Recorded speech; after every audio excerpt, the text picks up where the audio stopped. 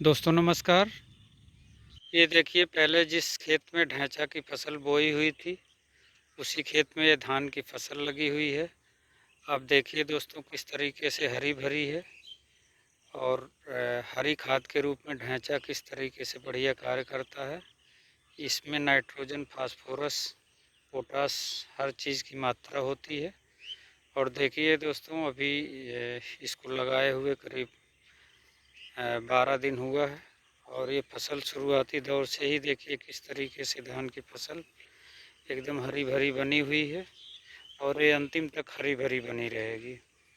हरी खाद का दोस्तों प्रयोग कोई भी फसल है, जैसे धान की फसल है खास करके, तो अगर ढैंचा की फसल इससे पहले बो करके उसको जुताई करके मिट्टी में मिला दिया जाता है, तो इसी तरीके से फसल आपको हरी भरी मिलती है। और जो केमिकल है उसका प्रयोग नहीं करना पड़ता है।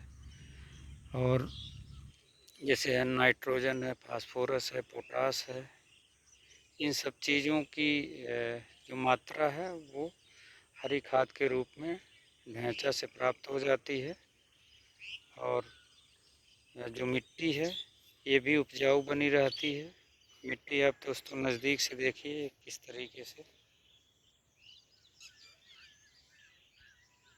है। वो जो जल धारण क्षमता है इसकी ढैंचा की फसल लगाने से बढ़ जाती है। और जो कीड़े मकोड़े हैं वो भी कम से कम लगते हैं। और जैसे खरपतवार है वो भी बहुत कम ही होता है। अभी देख लीजिए आप,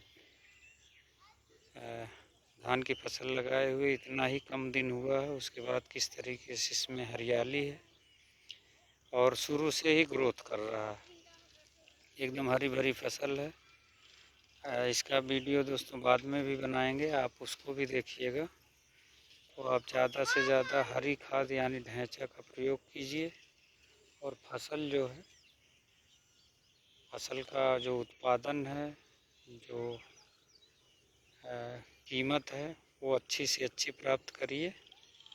और जो हरी खाद है, हमारे कृषक भाइयों को इसको ज़्यादा से ज़्यादा प्रयोग करना चाहिए। इसके लिए जब धान की बुआई करना होता है या धान की रोपाई करना होता है, उससे पहले ढैंचा की फसल करीब 2 महीना पहले आप लगवा दीजिए।